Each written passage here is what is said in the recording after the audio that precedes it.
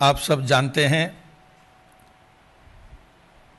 और जिस संकट के गड़ी से यह देश और संपूर्ण विश्व गुजर रहा है, और आप ये भी जानते हैं कि दुनिया में अभी तक के जितने इस प्रकार के संकट आए हैं उसके मुकाबले में ये बहुत कई गुना अधिक कॉम्प्लेक्स, चुनौतीपूर्ण और संपूर्ण विश्व की आबादी के स्वास्थ्य पर और संपूर्ण विश्व की आबादी की अर्थव्यवस्था पर बहुत ज़बरदस्त प्रतिकूल असर डालने वाला ये महामारी है। पूरी विश्व में एक प्रकार से त्राही त्राही की स्थिति है। विश्व के सभी देश और वहाँ के सरकारें और सरकारों के नेतृत्व करने वाले नेताओं के सामने गंभीर चुनौती ये बना हुआ है। देशों के हर प्रकार के संसाधन और हर प्रकार से उसके शक्ति को इसके विरोध में लड़ने के लिए लगाए हुए हैं, और ऐसे में भारत विश्व के सबसे बड़े न केवल लोकतंत्रीय देश है और सबसे बड़े आबादी वाले देशों में चीन के साथ हम खड़े हैं।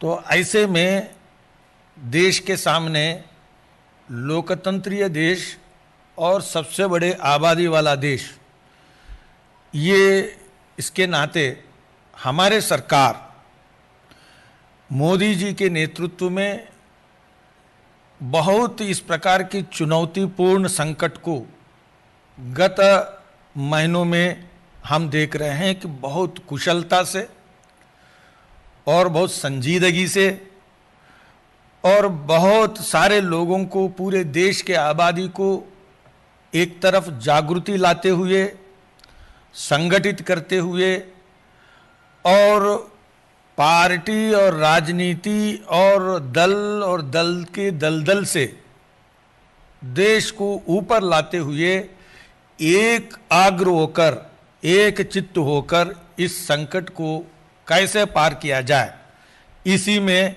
लगी हुई है, हम जानते हैं। और जैसा आदरणीय देश के प्रधानमंत्री आदरणीय मोदी जी ने देश के सामने बताया कि ये संकट भी है और ये अवसर भी है, तो इस अवसर के नाते आप सब जानते हैं कि मोदी जी ने दो प्रकार के जो दिशाएं हैं उन दिशाओं में इस सरकार को ले जा रहे हैं। एक है अपने विश्व के सबसे ज़्यादा जो गरीब आबादी है वो दक्षिणी एशिया और भारत में है। ऐसे में ये संकट के समय में गरीब लोगों का उत्थान और गरीब लोगों के कल्याण और गरीब लोगों की चिंता ये सर्वोपरि है। वैसे ही आप जानते हैं कि मोदी जी के सरकार के सामने हमेशा गरीब की उत्थान और अंत्योदय ये सर्वोपरि ये मानकर चलते हुए हमने देखा। तो ऐसे में जो हम देखते हैं कि गरीब कल्याण की दिशा में इस सरकार ने इस संकट में सर्वप्रथम एक प्राथमिक मानकर, सबसे महत्वपूर्ण मानकर उसके ओर कदम उठाए हैं। तो उसके अंतर्गत दो दिशाओं में आप सब जानते हैं कि इस सरकार ने गत कुछ दिनों में काम किया है। पहले गरीब कल्याण योजना, और जिसके अंतर्गत 1.70 लाख करोड़ इसकी व्यवस्था करना, और उसके अंतर्गत गरीब लोगों को 80 करोड़ लोगों को उनको चावल या गेहूं 5 किलो चावल या 5 किलो गेहूं हर व्यक्ति को देना और हर परिवार को 1 किलो दाल देना जो काम किया था लॉकडाउन के समय में और लॉकडाउन के उपरांत अभी प्रधानमंत्री जी ने एक निश्चित काल अवधि के लिए नवंबर, दीपावली और छठ तक गरीबों की चिंता को सुनिश्चित या सुरक्षित किया है। सामाजिक सुरक्षा के नाते ये बहुत महत्वपूर्ण कदम उठाया। दूसरा महत्वपूर्ण, इस सामाजिक सुरक्षा के विषय में जो प्रदेश हैं, जिन प्रदेशों में माइग्रेंट लेबर जिसको कहते हैं कि बहुत बड़ी संख्या में हम देखते हैं, और उन लोगों के लिए आप अन्न योजना के बाद गरीब कल्याण रोजगार योजना, ये सबसे महत्वपूर्ण कदम को भी एक अकाउंटेबल तरीके से, एक मेजरेबल तरीके से उन्होंने कुछ काम भी रोजगार के लिए दिया, क्योंकि माइग्रेंट लेबर उन प्रदेशों में गए हैं और उनको काम देना है और उनके लिए एक एसेट क्रिएशन में उनका एम्प्लॉयमेंट को क्रिएट करते हुए और उनको रोजगार भी मिले और देश को कुछ एसेट्स निर्माण भी हो। तो इस कल्याण रोजगार योजना जो है 20 तारीख को आदरणीय प्रधानमंत्री जी ने घोषित किया। निश्चित मापदंडों के तहत 6 राज्य, 116 जिले, 125 दिन, इस प्रकार के एक निश्चित मापदंड कि जिसको माइग्रेंट लेबर बहुत अधिक पहुंचे हैं, जिसको पहचाना गया और पहचानने के बाद ये एक सामाजिक सुरक्षा, रोजगार की गारंटी और अन्न और सुविधा और जनधन अकाउंट्स में पैसा इस प्रकार के पहुंचाया है। तो आप सब जान सकते हैं कि तो इसके अंतर्गत प्रधानमंत्री गरीब कल्याण योजना के तहत अभी तक 64,500 करोड़ यानी जिसमें अभी तक पहुंच चुके हैं कि टोटल बेनिफिशियरीज लगभग 40 करोड़ लोग, 39.89 करोड़ लोगों को 64,500 करोड़ इन लोगों को अभी तक ये राशि पहुंच गए हैं, जिसमें पेंशन भी, उज्ज्वला कनेक्शन भी और जनधन महिला अकाउंट्स भी और प्रधानमंत्री किसान सम्मान निधि भी, जिसके तहत 17,890 करोड़ 17,890 करोड़ 8.70 करोड़ किसान लोगों को मिले हैं। तो इस प्रकार के गरीब कल्याण योजना के एक काम और गरीब कल्याण अन्न योजना के बारे में मैंने बताया। इस प्रकार की नवंबर तक घोषणा हो गया है और उसकी व्यवस्था, वितरण की व्यवस्था भी हो गया। और इसी के अंतर्गत मनरेगा, जो सामाजिक सुरक्षा के नाते मनरेगा में 40,000 करोड़ रुपया जो एडिशनल आवंटन किया है, additional money which was allocated, इसमें अभी तक जो प्रोग्रेस रिपोर्ट है, I am giving the progress report, 20 states have already came on the board.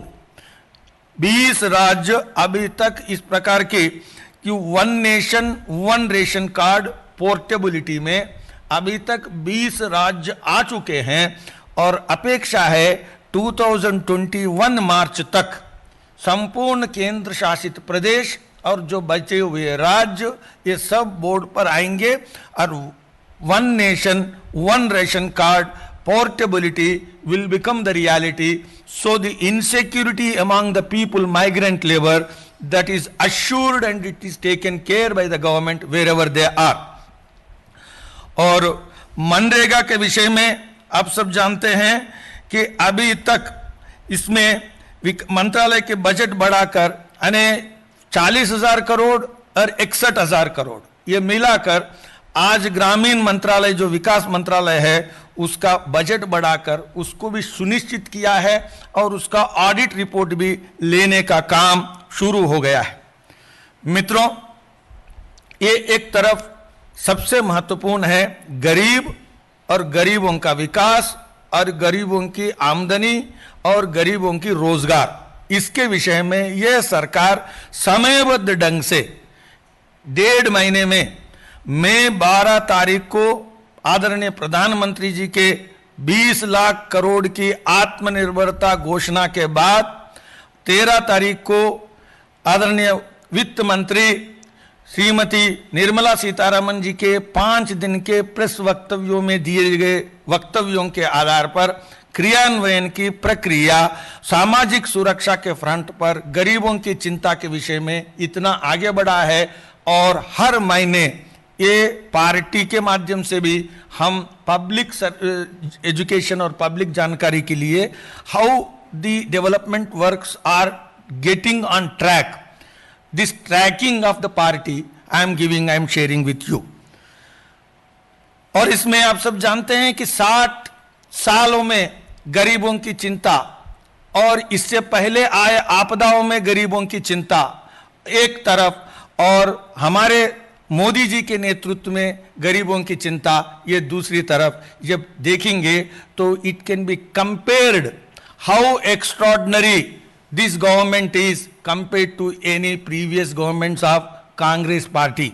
तो ये एक बात मैं कहना चाहता हूं, चिंता है कि मैं ये जब कह रहा हूं देश के विपक्ष गरीबों की सेवा करते समय चुनौतीपूर्ण समय में साथ देना चाहिए, सेवा में लगना चाहिए, लेकिन प्रतिपक्ष में जो नेता है वे अपने पुराने पार्टी की इतिहास और सेवा के इतिहास ना पढ़ते हुए इस प्रकार के एक गैर जिम्मेवार प्रश्न करते रहते हैं, लेकिन जनता देख रही है। मैं आपके माध्यम से ये बता रहा हूं।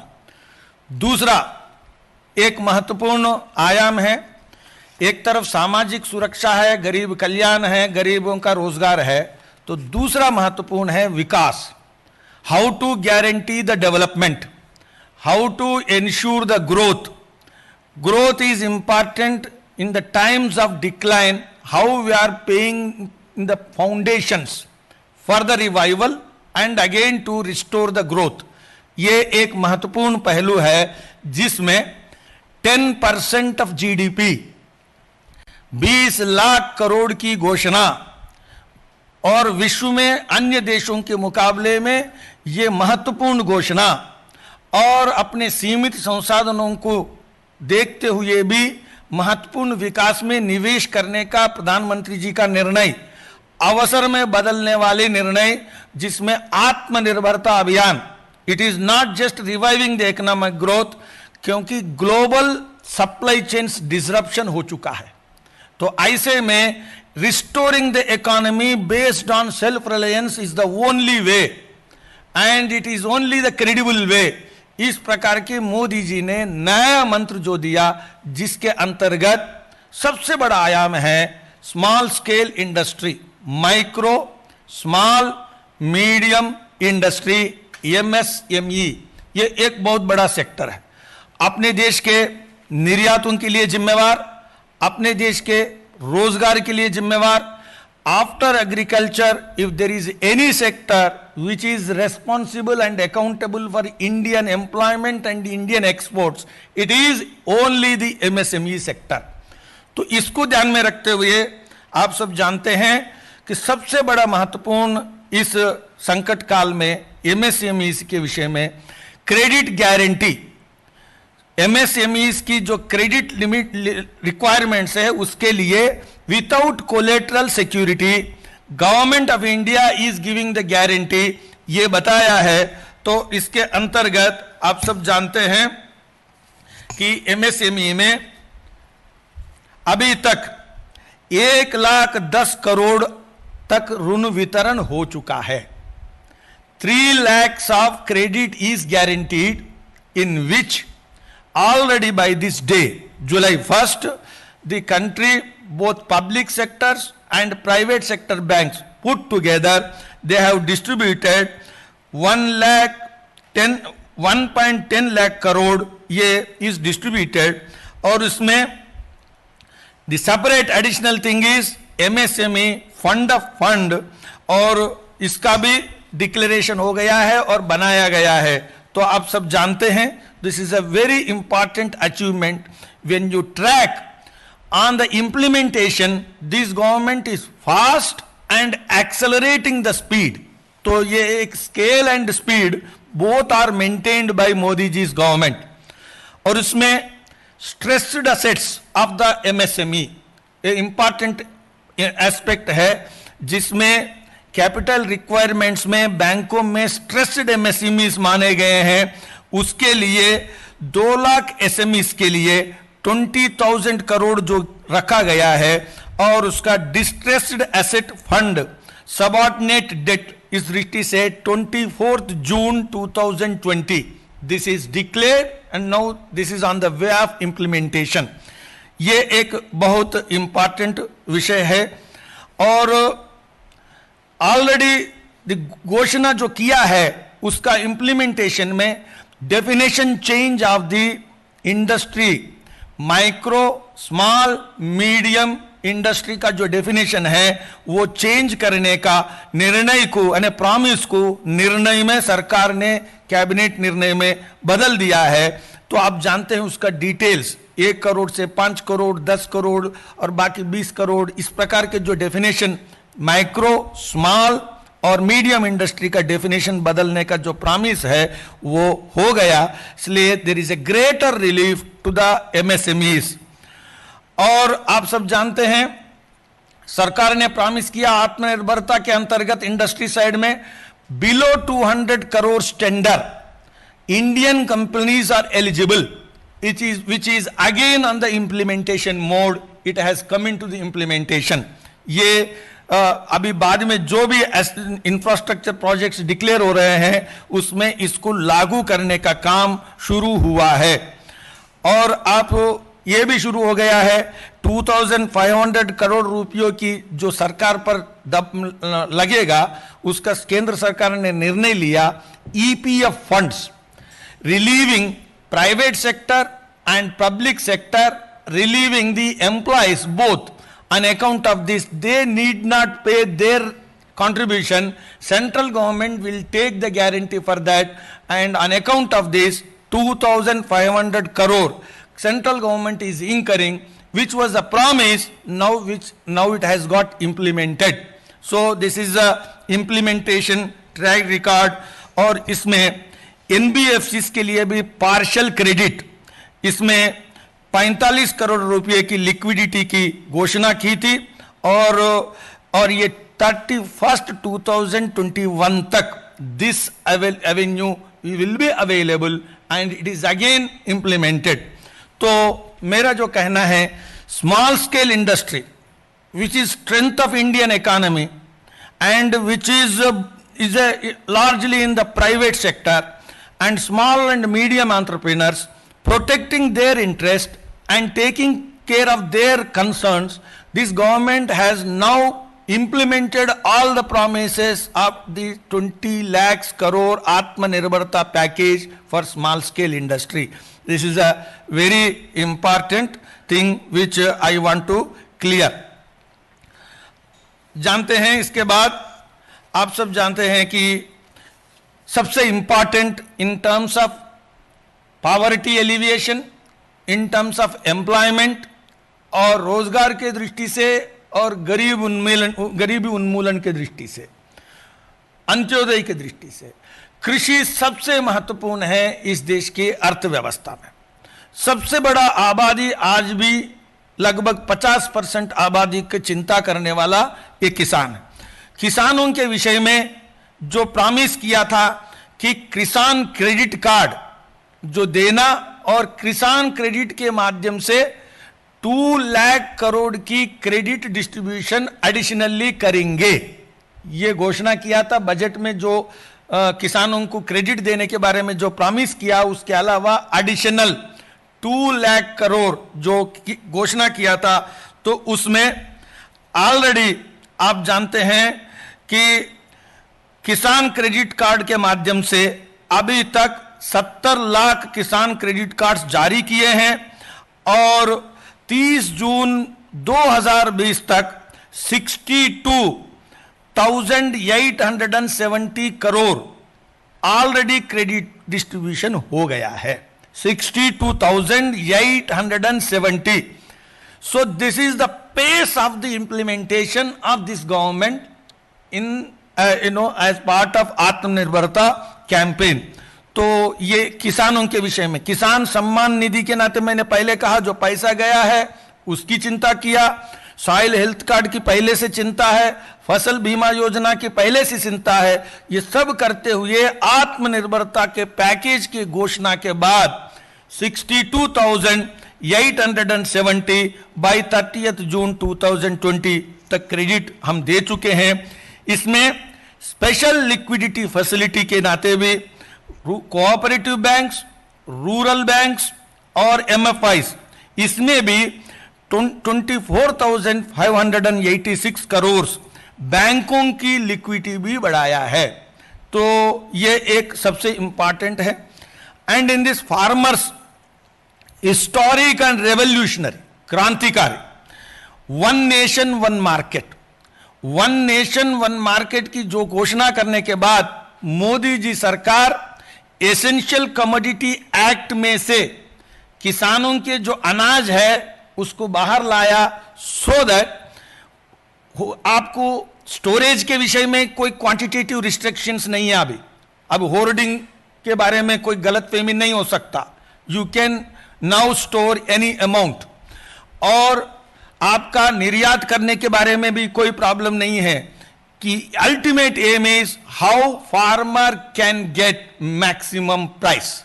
This is the target with which essential commodities act में से बाहर लाया और वन नेशन वन मार्केट को इंप्लीमेंटेशन का ऑर्डिनेंस लाया है। Because parliament is not in session and urgency is there, so ordinance is brought, और ये ऑर्डिनेंस के माध्यम से और इलेक्ट्रॉनिक मार्केट को भी एक करते हुए farmers empowerment and protection agreement on price assurance and farm services ordinance भी लाया। Farming produce trade and commerce एक ऑर्डिनेंस, और इस प्रकार की दूसरा ऑर्डिनेंस। ये अर्थ ये है कि फार्मर को कॉन्ट्रैक्ट फार्मिंग में जाते हुए सबसे बेस्ट प्राइस जो दे सकता है उसके साथ उतना एग्रीमेंट कर सकता है। Progressive, futuristic, farmer friendly, this is the government under the stress and distress, not ignoring the farming community. Modi ji's government has focused on the farming section and he has delivered as Atmanirbharta package, part of the package. तो मैं आपको ये एक बात कहता हूं, और उसके साथ साथ agriculture and rural, it includes coastal area and it includes fishing, it's allied sector. Allied sector में फिशरमैन को 20,000 करोड़ रुपया, यानी ये मछुआरों के लिए, आप जानते हैं मछली पालन के विषय में फार्मर्स की जो एग्रीकल्चर क्रेडिट में भी एक्सेस मिलेगा, और ये ब्लू रेवोल्यूशन के अंतर्गत उनको 20,000 करोड़ में भी एक्सेस है, which is now on the implementation mode. और हमारा जो स्पेशल मिनिस्ट्री डिपार्टमेंट है, it has declared and it has started. तो ये एक बात मैं आपके सामने कहना चाहता हूं। और इसमें सबसे इंपॉर्टेंट है एग्रीकल्चर इंफ्रास्ट्रक्चर फंड 1 लाख की जो करोड़ की जो घोषणा किया है 25 एंड 26 जून 2020 को भारतीय कृषि में ऐतिहासिक सुधार, कृषि उद्यमों में निवेश के अवसर पैदा करने के लिए और कृषि सुधारों में एक नई शुरुआत करने के लिए 1 लाख करोड़ इस प्रकार के इंफ्रास्ट्रक्चर फंड ये किया है। तो और 10,000 FPOs, फार्मर प्रोड्यूसिंग ऑर्गेनाइजेशंस, इस प्रकार के लक्ष्य रख करके अब आगे बढ़ा है। Now every day government of India is tracking the progress and taking the report. और माइक्रो क्लस्टर्स के बारे में आप जानते हैं कि फूड प्रोसेसिंग की क्लस्टर्स में अभी तक उद्यमों के फॉर्मलाइजेशन का काम शुरू किया है, और इस माध्यम से सरकार का लक्ष्य है 35,000 करोड़ रुपए के निवेश, और इसके कारण से 9 lakh skilled and semi skilled लोगों को ये काम मिले, रोजगार मिले, और 10,000 करोड़ का ये फंड इन्वेस्टमेंट ये शुरू हो गया है। और मत्स्य संपदा की योजना के अंतर्गत मैंने जो 20,000 करोड़ बताया है, और इसमें ऑलरेडी पूरी क्लैरिटी बना दिया है। केंद्र के ओर से 9,407 करोड़, और राज्यों का जो स्टेट्स का हिस्सा है वो 4,880 करोड़, एंड बेनिफिशरीज जो लाभार्थी होंगे उनके माध्यम से 5,763 करोड़ ये पूरी रचना बनाकर इंप्लीमेंटेशन मोड पर ला चुके हैं। Animal husbandry which is allied sector of agriculture, इसके विषय में 24 जून को डिक्लेरेशन हो गया। 15,000 करोड़ का पशुपालन और ये सारे व्यवस्थाओं का काम हो चुका है। मित्रों, finally in the agriculture sector MSP declaration, यही सरकार है ऐतिहासिक दृष्टि से निवेश के ऊपर 50% का लाभ इसको मोल मिलाकर कि हमने एमएसपी डिक्लेयर करने का काम शुरू किया और हर वर्ष करने का काम किया है। 1 जून 2020 को 14 खरीफ फसलों पर एमएसपी बढ़ाया है। धान की एमएसपी प्रति क्विंटल 53 रुपीस और काटन पर 260 to 275 रुपया प्रति क्विंटल बढ़ाई गई है और डिक्लेरेशन हो गया और इसकी प्रोक्यूरमेंट के नाते ये काम चल रहा है। आप जानते हैं इलेक्ट्रॉनिक मार्केट भी एक हो गया है। Now coming to the fundamental issue of the economy, how to convert the crisis into opportunity, this government has now started taking care and addressing the issues of infrastructure. आप सब जानते हैं coal mining is an important step initiated by this government.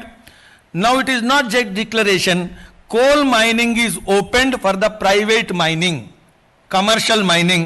ये काम शुरू हो चुका है और auction of coal blocks has already been launched by Honorable Prime Minister of this country. और अब जानते हैं कि इस मजबूती देने के लिए कि इस नीलामी प्रक्रिया से the auction which was initiated, government of India is expecting 33,000 crore through this auction और इसमें 200 करोड़ का जो है वो Indian companies only can get into, ये इंप्लीमेंट किया है और प्राइवेट 41 कोल ब्लॉक्स को ये जो ऑक्शन करने का काम शुरू हो गया। This is we were depending on imports for coal import. India is a reserve of largest coal blocks in the world and India is the importing country for coal. Why and what? Now the roadblocks are removed, so crisis into opportunity. Now private mining is opened. आप जानते हैं in industrial sector to achieve the self-reliance, another important dimension, GEM, Government Electronic Market, ये जो बनाया है इसमें origin of country, जिसको origin country को डिक्लेयर करना ये बाध्य किया है, जिससे local domestic producers and manufacturers, industrial manufacturers को बढ़ावा मिलेगा। और द पर्पस ऑफ दिस आत्मनिर्भरता अभियान is to encourage and to promote the local industry, local, go for local, become vocal for local, जिसके लिए enabling provision है constitutional amendment, constitutional amendment, इसमें reformist agenda on this GEM is declared कि आपको origin declare करना है so that procuring agency वो करेगी। Now SEZs and cluster of industries और इसमें 5 ट्रिलियन की अर्थव्यवस्था बढ़ाना 24-25 तक, India to become 5 trillion economy, this is the government objective and with which now investments are taken care and in that aspect defence is very important field along with all other infrastructures. We have understood now the importance of the defense. In times of crisis we cannot always depend on outside avenues. So how to make India a defense self-reliance country? अब हम bullet proof jacket भी निर्यात करने लग गए हैं। पहले हम अब जानते हैं कि पीपीई अभी निर्यात कर रहे हैं, वेंटिलेटर्स अब निर्यात कर रहे हैं, तो हम कर सकेंगे। और अब bullet proof jacket we are exporting for 100 countries after this government came into, we started promoting, so in that count. Now again, how India can become, now we have a 7,000 kilometer coastline, we have long borderline and India is a big country. Protecting the assets of Indian economy and safeguarding the Indian people lives and borders is a defense challenge. So if we build up the defense self-reliance sector, we will be capable of tapping into the global market. We can export. So how to make India hub of defense manufacturing? This is the target with which our Modi ji's government, our defense minister is also regularly reviewing the progress, and on that count, the 49% cap for the foreign investment has been relaxed, and now that progress we are watching how defense minister every day is reviewing. तो आप सब जानते हैं, और कई बार civil infrastructure को आप defence और सिविल ये एक होते हैं, अलग अलग होते हैं। नौ उत्तर प्रदेश हमारे 2 हवाई अड्डों को पीपीपी मॉडल में कि जेवर एयरपोर्ट और कृष्णनगर एयरपोर्ट, ये दोनों एयरपोर्ट्स को पीपीपी मॉडल में डिक्लेयर हो चुका है और इन दोनों का काम अब प्रारंभ होने वाला है। सबसे historic important, India has a space in the space. India in the last few decades, it has created a powerful image and branding in the space research. We have got wherewithal, we have got threshold level. Now converting it into a business, converting it into a opportunity, ये सरकार ने निर्णय लिया. Indian national space promotion and authorisation centre in space, ये organisation specially बनाया सो that commercial ventures को अब प्राइवेट के लिए शुरू कर सके, और इस प्रकार के काम शुरू किया है. Dear friends, vocal for local, आप सब जानते हैं कि now Chinese aggression, keeping that in view, people's mood and allegations and complaints in the last few months, keeping that in view, this government has responded as part of Atmanirbharta campaign. We are self-committed, we are nationalists. For us, national self-reliance and national security is paramount. हमें इससे बड़ा काम कुछ नहीं हो सकता इस सरकार के लिए. इसलिए 59 एप्स चीन का बैन किया, और उसके बाद आदरणीय प्रधानमंत्री जी ने ऐप्स के लिए चैलेंज की ऐप घोषणा किया. Now entrepreneurs and skilled experts are invited to create apps as part of self reliance campaign. This is also on the road. Now it is unfolded. Dear friends, RBI is now alert, active, vigilant and working very actively. आप सब जानते हैं cash reserve ratio को कम करते हुए on 2 times, 27th March and 17th April, 2 times it has come out with declaration, intervened and declared to ease the liquidity crisis in the market. उसमें बैंकों के माध्यम से लिक्विडिटी को लोगों तक पहुंचाने के लिए अभी तक कि CRR के माध्यम से लिक्विडिटी ऑफ 1,37,000 करोड़, 1,37,000 करोड़ ये CRR के माध्यम से, और targeted long term repo TLTRO इसके माध्यम से 1 लाख करोड़. और आप सब जानते हैं marginal standing facility for banking system MSF, इसके माध्यम से 1,37,000 करोड़, और special refinance facilities for NABARD and जिसको आप कह सकते हैं सिडबी एंड हाउसिंग बोर्ड, इन सब के माध्यम से सरकार ने इस प्रकार के लिक्विडिटी पोजीशन को बैंकों के माध्यम से किया है. मित्रों, मैं आपको ये सब कहते हुए, सरकार ने इस देश के विषय में, मोदी जी के सरकार 2 रास्तों को एक साथ नापना, गरीबों की चिंता और इस देश में 80 करोड़ गरीब, और इसकी चिंता, उसकी अन्न की चिंता, उसकी रोजगार की चिंता, उसकी आमदनी की चिंता, और इस संकट के घड़ी में सरकार उसके पीछे खंबे के जैसे खड़ा रहना, और उसके स्वास्थ्य की, पूरी देश की स्वास्थ्य की आवश्यकता है, ये एक तरफ। और दूसरे तरफ विकास के विषय में how to make this starting and beginning to achieve the final point of $5 trillion economy, how to pave the foundations for that, ये दोनों के विषय में हर दिन हर घंटा काम कर रही है। मैं एक बात कहता हूं, हम लोगों के साथ संवाद कर रहे हैं। मोदी जी कभी भी पीछे नहीं हैं, चाहे कोरोना हो चाहे चीन की संकट हो। He is leading from the front and government is committed to serve.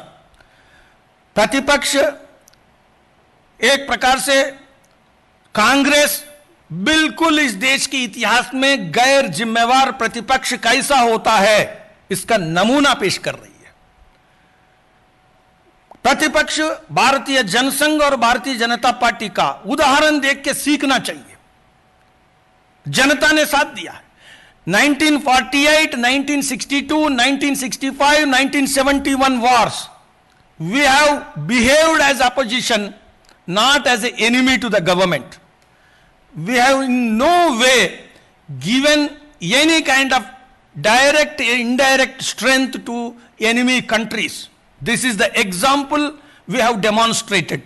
Today, Modi ji's government is taking care of poor and economy growth and giving a model leadership for the whole world. Instead of participating in service of the poor and raising the questions in a responsible way as an opposition, they are doing lot of disservice to the nation. लेकिन Bharatiya Janata party के कार्यकर्ता मोदी जी से जो किए जाने वाले जो कार्य है, हर एक काम जनता के साथ संवाद के नाते हम बूथ लेवल तक जनता के पास ले जा रहे हैं। इस प्रकार की गतिविधियां आने वाले हर महीने में आपके सामने आएंगे। जो प्रॉमिसेस किए हैं वो ट्रांसलेट करके यथार्थ में बदलकर देश के लोगों को दिखाएंगे। इस प्रकार की प्रतिबद्धता के तहत मैं आपके सामने कुछ अंश प्रस्तुत किया हूं। धन्यवाद। मित्रों, इस विषय से संदर्भित जो भी प्रश्न है आप माननीय मुरली जी से पूछ सकते हैं। अपने सेवा कार्यों के संदर्भ में माननीय मुरली जी ने आपको संबोधित किया है, जो विगत कुछ दिनों में हम लोगों ने देश की जनता के सामने रखा है। संजय शर्मा जी, आपकी इतनी सारी जो बातें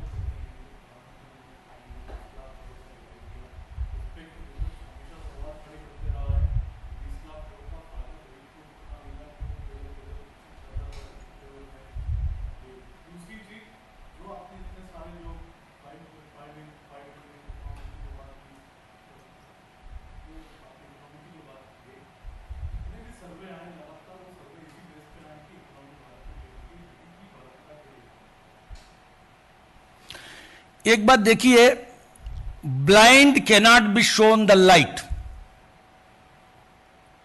यह बात आप ध्यान रखिए।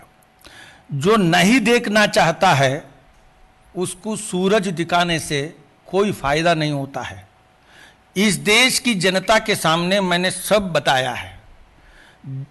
इस सरकार का कोविड संकट से पहले भी और कोविड संकट के विशेष दौरान मोदी जी के सरकार के ओर से गरीबों के विषय में, उनके अन्न की सुरक्षा के विषय में, उनकी रोजगार की सुरक्षा के विषय में, उनकी आमदनी की सुरक्षा के विषय में मैंने आंकड़े सहित आपके सामने रखा, और which is getting circulated to all of you and to the entire country.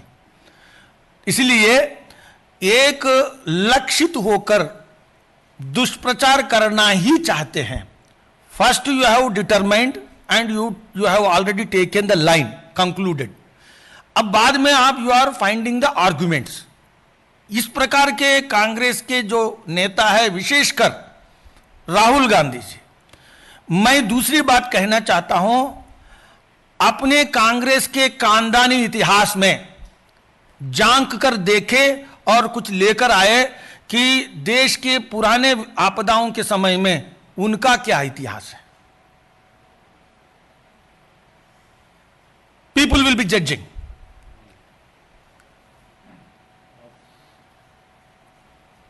और कोई क्वेश्चन? मैंने कहा सर कि जो विषय, हाँ बोलिए बोलिए बोलिए।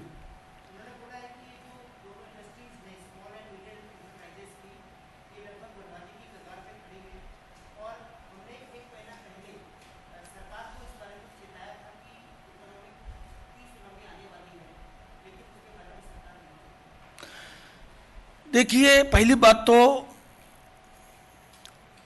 Rahul Gandhi ji is trying to present himself as a wise man which people have rejected and many times rejected. First we have to understand what this man is saying. People have refused to accept many times. If we accept his arguments, we will be also rejected by the people. First we have to understand. By accepting him as a leader, Congress party got decimated. So learn from his example. Now coming to the point.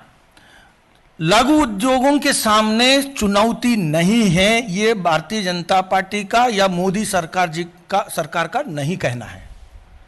Pandemic के कारण विशेषकर जब global market disruptions हो गए, supply chain सब disruptions हो गए, तो ये चुनौती यथार्थ है, ये संकट यथार्थ है। There is no second opinion. और ऐसे में मोदी जी सरकार इस संकट में अलग अलग मदों के पहचान कर, रिक्वायरमेंट्स को पहचान कर, in every aspect of the problem और concern this government has started addressing. Credit requirement address किया है, मार्केट रिक्वायरमेंट एड्रेस किया है। देखो, आप जानते हो जब मैन्युफैक्चरिंग सेक्टर का ग्लोबल सप्लाई चेन डिसरप्ट हुआ, तो आपको मालूम है इतनी बड़ी मार्केट को मोटिवेट करके now honourable prime minister is motivating the people to become the market for our own manufacturing sector, building a connect, ताकि हमारे लघु उद्योग कहीं खत्म ना हो जाए। और ये देशभक्ति का तकाजा है, आप खरीदो। This is the greatest wise thing, he has connected the Indian market with the Indian manufacturer. इसलिए the science and the subtleties, if he cannot understand, he can never become a able leader enabling the Congress party to become powerful again. तो ये बात मैं कहना चाहता हूं, मोदी जी ने कृषि, लघु उद्योग, MSMEs और गरीब, ये सब उन चीजों की अलग अलग सेक्टर में पूरे इश्यूज को 360 डिग्रीज में एड्रेस किया है।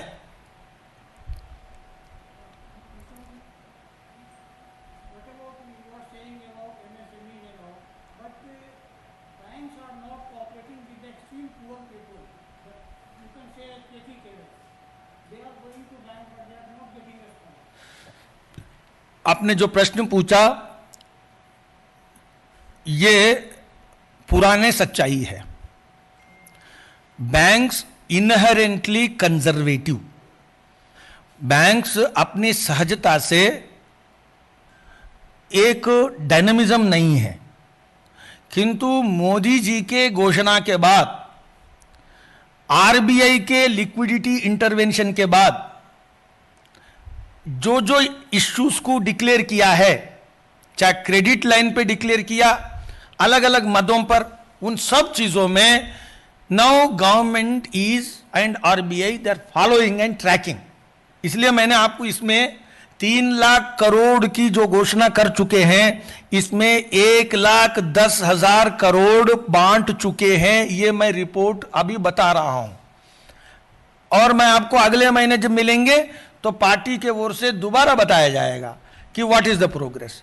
तो what you heard is correct, but what is now getting done is also correct.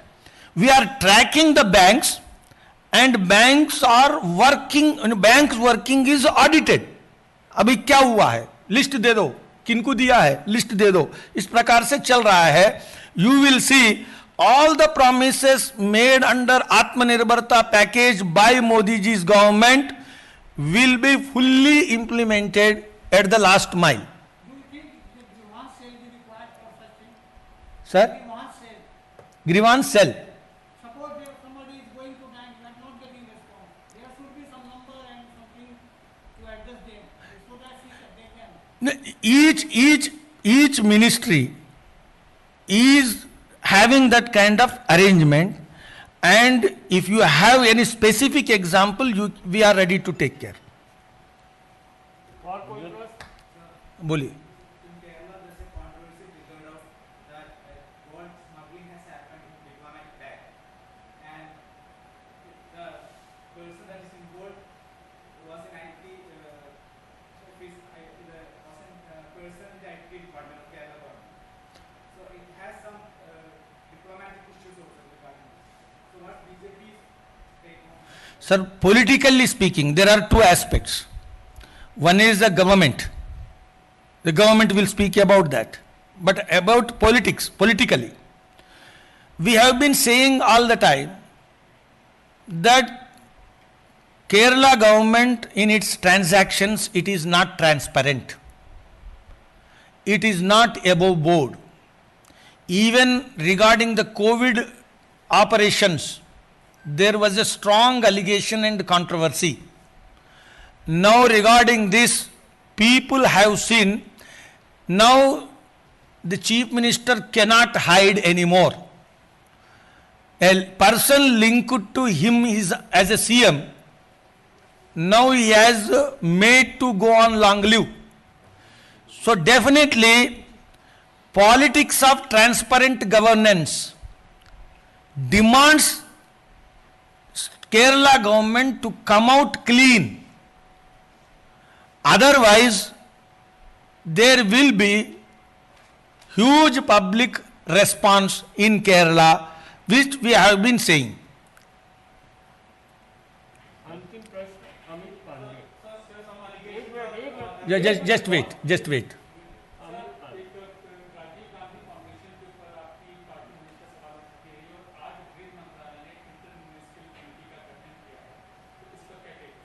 न तो होम मिनिस्ट्री कहेगा. देखो एक बात ध्यान रखिए.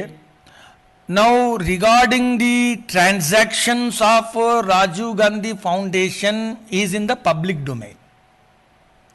Nothing secret, and party is not privy to it. BJP is not privy to it. It is in the public domain. Naturally, it has got various ramifications, various aspects. It is related to foreign donations regulation, FRCA, or it is related to donations acceptance, and it is related to income tax audit. There are a number of aspects, it's not one. Naturally, Modi ji सरकार, अब जानते हैं ये घटना जैसे ही अभी public में आया है, ये सब जान में आया है, तो हमारे सरकार पारदर्शिता पर चलने वाली सरकार है और पारदर्शिता के प्रति प्रतिबद्ध सरकार है. तो इसीलिए गवर्नमेंट ऑफ इंडिया की होम मिनिस्ट्री के ओर से एक नेचुरल है इसका इन्वेस्टिगेशंस करना, क्योंकि it is a public foundation, it is not a private foundation. It can, no foundations are private, it's a public trust. तो इसीलिए इसके बारे में होम मिनिस्ट्री अलग अलग तरीके से आज घोषणा किया है, which is naturally in the interest of the transparent governance, and Congress leaders have to cooperate with it. Neeraj Pandey ABP. आप जानते हो पॉलिटिकल होता तो 6 साल तक रुकते क्या? अगर पॉलिटिकल ही होता तो क्या 6 साल तक रुकते? सरकार में आने के बाद पहले घंटे में फाइल कर सकते. इसलिए 6 साल के बाद भी आप हमारे प्रतिबद्धता को आप प्रश्न कर रहे हैं, तो मुझे पूरी जनता जानती है.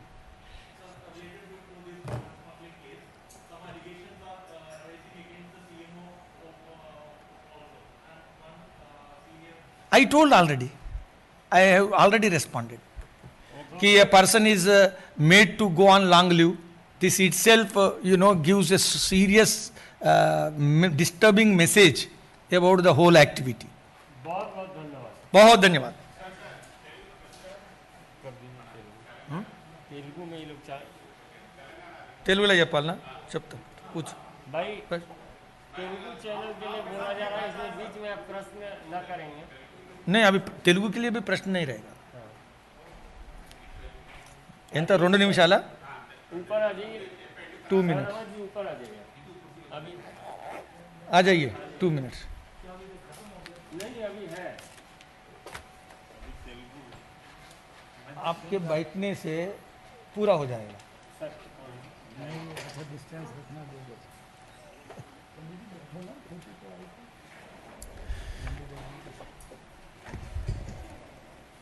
మిత్రులారా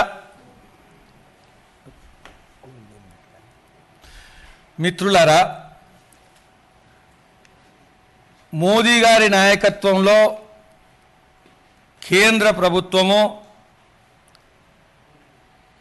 ఒక సంక్లిష్టమైనటువంటి దేశం ముందుండేటువంటి సంక్షోభం ఏదైతుందో కోవిడ్ సంక్షోభము దాన్ని అతి సమర్థవంతంగా జాగ్రత్తగా ప్రజల యొక్క సంక్షేమాన్ని బీద బడుగు వర్గాల సంక్షేమాన్ని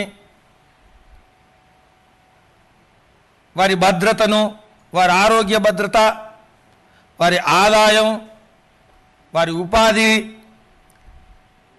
వారి జీవన అవసరాలు ఒకవైపు రక్షిస్తూ ఇంకొక వైపు దేశం యొక్క ఆర్థిక అభివృద్ధి అది వ్యవసాయ రంగం కానీ అది చిన్న సూక్ష్మ లఘు పరిశ్రమల విషయాలు కానీ అది దేశం యొక్క ఇన్ఫ్రాస్ట్రక్చర్ అవసరాలు కానీ వీటన్నిటినీ మనం దేశం 5 ట్రిలియన్ ఎకానమీని ఎలా చేయాలనేటువంటి ఉద్దేశంతో చాలా వేగంగా అంకిత భావంతో గత కొన్ని నెలలుగా పనిచేస్తున్నది.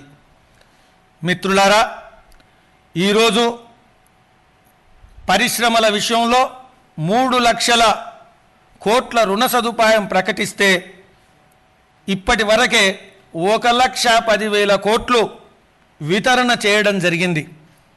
మిత్రులారా 1,70,000 కోట్లు బీద బడుగు వర్గాల కోసం అన్న ఉపాధి సురక్షణ విషయంలో ఈరోజు దేశంలో గరీబ్ కళ్యాణ్ యోజన, గరీబ్ అన్న యోజన और గరీబ్ రోజ్గార్ యోజన ఈ 3 స్కీముల ద్వారా ఈరోజు లక్ష్యాలను చేరుకోవడం జరుగుతున్నది. మిత్రులారా అదేవిధంగా ఇన్ఫ్రాస్ట్రక్చర్ విషయంలో కోల్ సెక్టర్లో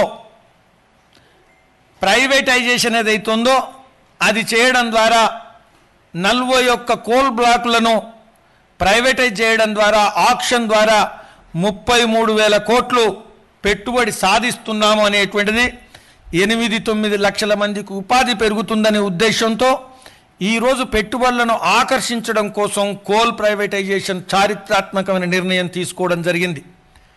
రెండవది డిఫెన్స్ విషయంలో ఒక ప్రపంచంలోనే తన అవసరాలను తీర్చుకోవడమే కాకుండా ఈరోజు ఏ విధంగానైతే బుల్లెట్ ప్రూఫ్ జాకెట్లు ఎగుమతి చేస్తున్నామో అదేవిధంగా ప్రపంచానికే డిఫెన్స్ మ్యానుఫ్యాక్చరింగ్ హబ్గా తీర్చిదిద్దడం కోసం మనం రక్షణ మంత్రిత్వ శాఖ దేశ ప్రధాని కింద పనిచేస్తున్నది. మిత్రులారా అదేవిధంగా రైతుల విషయంలో ఈరోజు అమ్ముకోవడానికి ఉత్పత్తులను అమ్ముకోవడానికి ఒక నేషన్ ఒక మార్కెట్ దాన్ని అమలు చేయడం జరిగింది. దానికోసం అవసరమైనటువంటి ఆర్డినెన్స్లు కూడా ప్రభుత్వం పాస్ చేయడం జరిగింది. దాంతోపాటు 1 నేషన్ 1 రేషన్ కార్డు బడుగు వర్గాల కోసం ఎవరు ఎక్కడ ఉన్నప్పటికీ కూడా ఉచిత ధాన్యం ఏదైతుందో అది లభించడం కోసం కూడా పనిచేయడం జరిగింది. కాబట్టి భారతదేశ ప్రభుత్వం ఈ సంక్లిష్ట సమయంలో సంక్షోభ సమయంలో ఒక వినూత్నమైనటువంటి పద్ధతుల్లో దేశ సరిహద్దులను రక్షించడమే కాకుండా దేశంలో ఉండేటువంటి బీద బడుగు వర్గాలకు అభివృద్ధి కోసం అంకిత భావంతో పనిచేస్తూ దేశం యొక్క ఆర్థిక వ్యవస్థను మళ్ళీ గాడిలో తీసుకురావడం కోసం ఒక ప్రేరణాదాయి పద్ధతిలో మోదీ గారి నాయకత్వంలో పనిచేస్తున్నది. జవాబుదారీతనం ఏదైతుందో ఇది ప్రదర్శిస్తున్నది. ఒక నెలన్నర లోపల ఇవన్నీ కూడా అమలు చేసిందని చెప్పడం జరిగింది. రాబోయేటువంటి రోజుల్లో 20 లక్షల కోట్ల ఆత్మనిర్భరత ప్యాకేజ్ ఏదైతే వాగ్దానం చేయడం జరిగిందో అది అనేక దశల్లో అమలు చేస్తూ మేము ప్రజల ముందుకు వస్తామని నేను ఈరోజు మీ అందరి ముందు విన్నవించుకుంటున్నాను.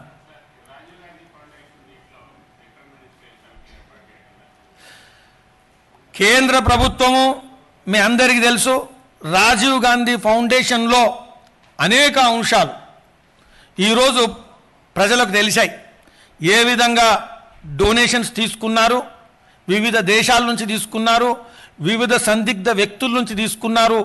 ఇది ప్రజల్లో చర్చనీయాంశమైన సందర్భంలో పారదర్శకత, అవినీతి రహిత ప్రభుత్వానికి అంకిత భావంతో పనిచేస్తున్న మోదీ గారి ప్రభుత్వం ఈరోజు హోమ్ మినిస్ట్రీ ఆధ్వర్యంలో ఒక కమిటీని ప్రకటించడం జరిగింది.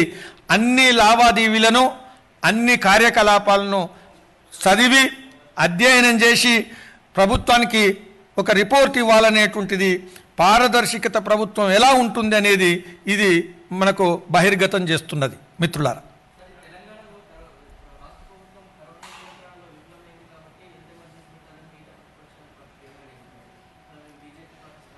నేను భారతీయ జనతా పార్టీ మొదటి నుంచి చెప్తున్నది, పాండమిక్ ఇది మహమ్మారి.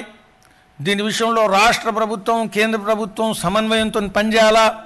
కేంద్ర ప్రభుత్వం ఇచ్చేటువంటి మార్గదర్శక సూత్రాల ప్రకారం పనిచేయాలా.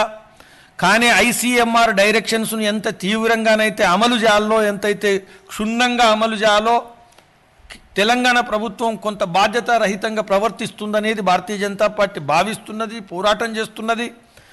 రాబోయేటువంటి రోజుల్లో ప్రజల ఆరోగ్యం దృష్ట్యా మహమ్మారికి వ్యతిరేకంగా హైదరాబాదును, తెలంగాణను కేంద్ర ప్రభుత్వము ఐసీఎంఆర్ డైరెక్షన్లో తీసుకురావాలని ముఖ్యమంత్రి, ప్రధానమంత్రి గారి నాయకత్వాన్ని పొగడమే కాకుండా అమలులో కూడా చూపెట్టాలని నేను ఖచ్చితంగా డిమాండ్ చేస్తున్నాను. రైట్,